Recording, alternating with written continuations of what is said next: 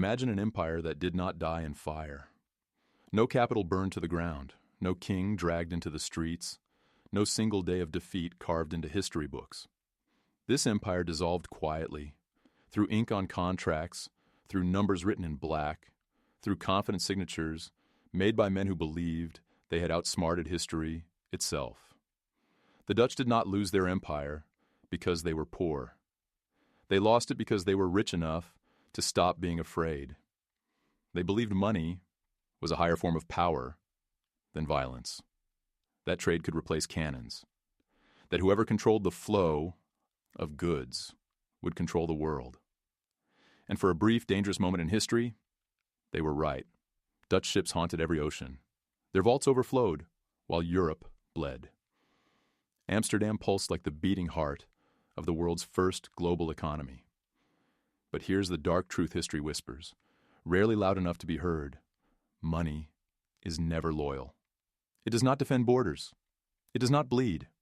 It does not die for an empire. It stays only as long as profit remains. The moment a great power believes wealth can buy time, buy security, buy the future itself, that moment becomes the silent signing of its own decline. Can you imagine it? An empire rich enough to purchase the world, yet too weak to hold it. This story does not begin with collapse.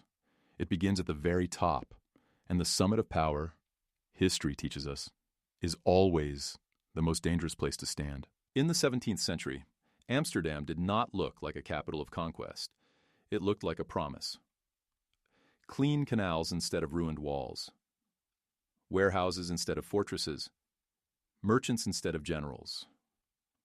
While the great empires of Europe measured power in blood and land, the Dutch measured it in ledgers and cargo manifests.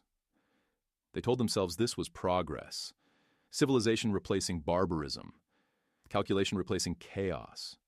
This was the illusion of the perfect empire, a republic without a king, a trading nation without endless wars, at least wars fought far from home. In the streets of Amsterdam, wealth moved quietly, efficiently, almost politely. Money flowed like water through canals engineered to never overflow. The city became a magnet for capital, talent, refugees, ideas. If power had a modern face, this was it. And yet, beneath that calm surface, something essential was missing. The Dutch Empire had width, but no depth. It reached across oceans, but it did not sink roots into land or people. It owned roots, not realms. Ports, not continents. Contracts, not loyalty. The empire felt safe because danger had been outsourced, pushed thousands of miles away to tropical coasts and unfamiliar faces. Here's the paradox that made their downfall invisible even to themselves. Everything was working. Profits rose, trade expanded, rivals copied their methods. From the inside, there was no crisis, no warning siren. Only success reinforcing belief, the belief that they had transcended the old rules of power, that history's brutal lessons no longer applied to those clever enough to calculate their way around them.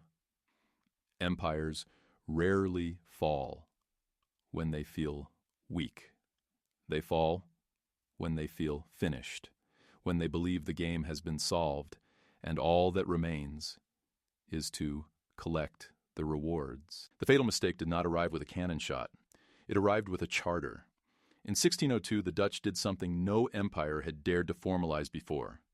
They handed sovereignty to a company, not land, not influence, but power itself.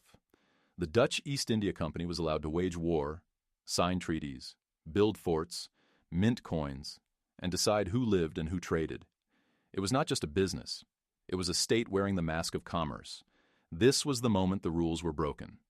The moment profit was invited into the command room. Decisions once weighed in blood and survival were now measured in dividends. Violence became a line item. Conquest became an investment strategy. And as long as the returns were strong, no one asked what this would do to the empire itself. From Europe, it looked brilliant. Risk was exported, death was distant, shareholders received steady rewards, while the machinery of domination operated far beyond their sight. The empire learned to believe it could expand without sacrifice, that wealth could grow without obligation, that control could be purchased rather than enforced. But power, when rented out, changes character. A company does not think in generations. It thinks in quarters. It does not defend a future. It maximizes the present. And slowly, quietly, the logic of the market replaced the logic of the state. Ask yourself this.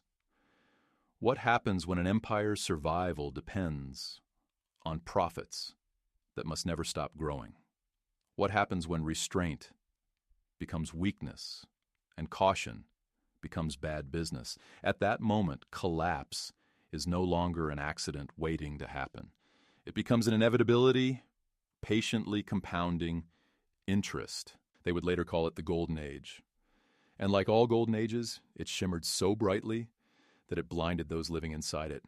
Money multiplied faster than meaning. Ships returned heavy with spices, silver, sugar. Stories of distant violence transformed into polite profits in Amsterdam counting houses. The Dutch did not just trade goods anymore. They traded risk itself. Shares were bought and sold by men who had never seen the seas that fed them. Wealth detached from consequence. Fortune floated free. This was an empire intoxicated by numbers. Stock prices rising like tides. Insurance contracts cushioning disaster. Credit stretching time, making tomorrow's risks feel negotiable. The world seemed measurable now, reducible to columns and percentages. And when everything can be measured, everything feels controllable. But beneath the calm arithmetic, the system was eating itself alive. To maintain returns, expansion had to accelerate. To accelerate, costs had to be pushed outward, onto colonies, onto enslaved labor, onto violence that never appeared on balance sheets. Every success demanded a larger one to follow. Every year of prosperity made the next year more fragile. At home, comfort dulled urgency. The Republic grew rich without growing strong. Its population remained small. Its armies modest.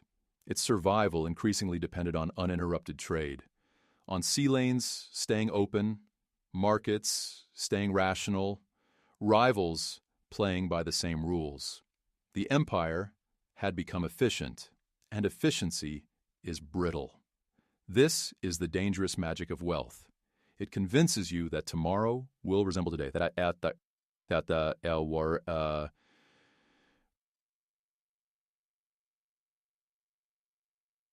Salmo will keep running because it always has, that the world will not suddenly turn hostile to a system built on trust and flow.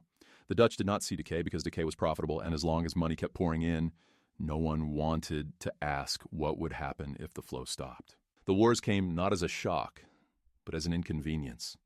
That was the mistake. When conflict with England erupted, the Dutch treated it like a business expense. Costly, unpleasant, but manageable. Fleets were built. Battles were fought. On paper, they performed well. Dutch admirals won engagements. Merchant convoys kept moving. The ledgers still balanced. From the outside, the empire looked resilient. But war does not care about balance sheets. It cares about scale, endurance, and replacement. England could lose ships and build more. It could lose men and recruit more. It could fight wars not just to protect trade, but to reshape the future. The Dutch fought efficiently. Their rivals fought relentlessly. Each naval war drained something invisible. Maintenance costs climbed. Insurance premiums rose. Debt crept upward, quietly justified by the promise of future profit. The empire could afford war until it couldn't. And when that threshold is crossed, it is never announced. It simply arrives. Victory became meaningless without dominance. The Dutch could still hurt their enemies, but they could no longer control them. Trade routes grew contested. Markets became weapons. The seas, once neutral highways of profit, turned into battlefields where efficiency offered no protection. This was the moment the contradiction became fatal. An empire built on uninterrupted flow cannot survive prolonged disruption. A system optimized for peace performs poorly under pressure. The Dutch had built a machine that functioned perfectly under conditions the world had no obligation to maintain. They were not losing because they fought badly. They were losing because they had built an empire that required everything to go right. Forever. The collapse did not arrive with a final, humiliating defeat. It arrived with a realization, and realizations are far more dangerous. The world had moved on. England did not merely challenge Dutch ships. It absorbed Dutch ideas and scaled them into something larger, heavier, irreversible. Trade was no longer an end in itself. It became a tool of the state, fused with industry, population, and a navy built not just to protect commerce, but to dominate it. Power was no longer rented. It was owned. This was the moment the Dutch could not outbid, outbuild, or outlast their rivals. Their model had been copied and then surpassed. What once felt innovative now felt narrow. What once felt flexible now felt thin. The empire discovered to rise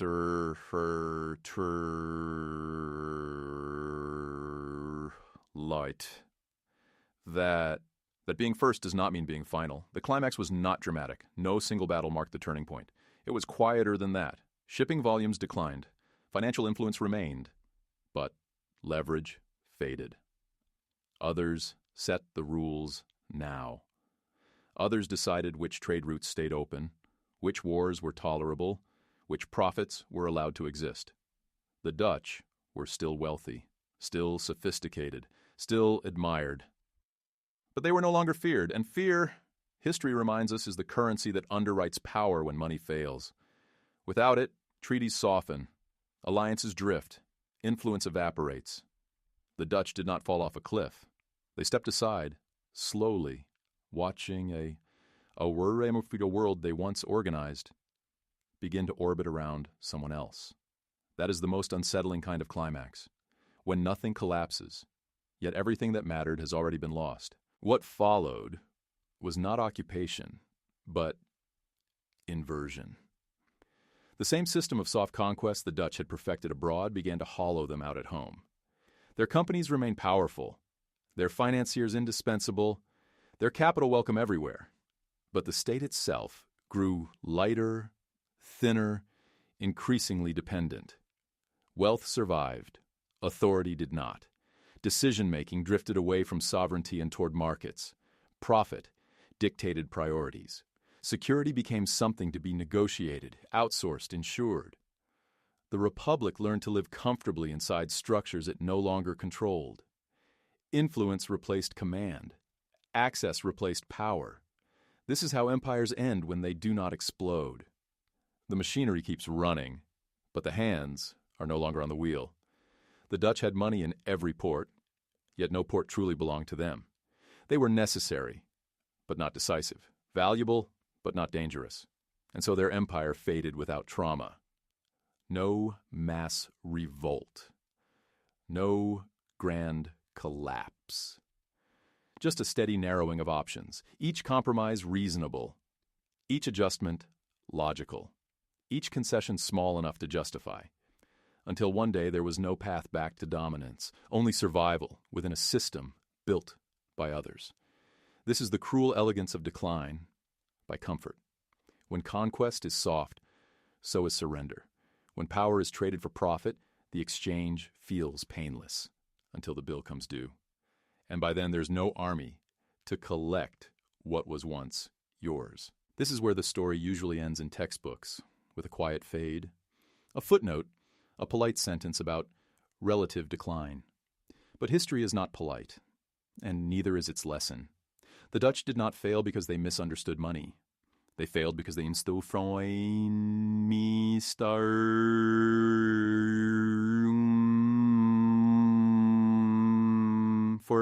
power. Wealth can accelerate influence, but it cannot replace sovereignty. It can delay consequences, but it cannot cancel them. An empire that relies on profit to defend itself is betting its survival on conditions It does not control. Here is the warning history leaves behind, carved softly but deeply. Every great power that believes it has found a cleaner, smarter, more civilized way to rule, eventually forgets why empires were brutal in the first place. Force is ugly, but it is honest.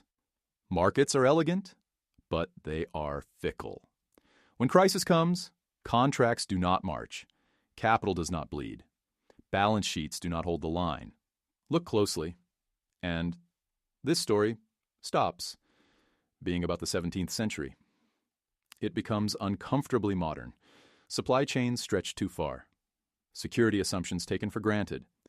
Power dispersed in the name of efficiency. A quiet faith that the system will hold because it always has. History does not repeat itself exactly. It adapts. It waits. And then it asks the same question again in a different accent with different technology. When profit and power diverge, which one will you choose to protect? The Dutch chose wealth, believing power would follow. It never does. Empires rarely fall with a scream. They fade while counting their money, unaware that someone else is already counting their future.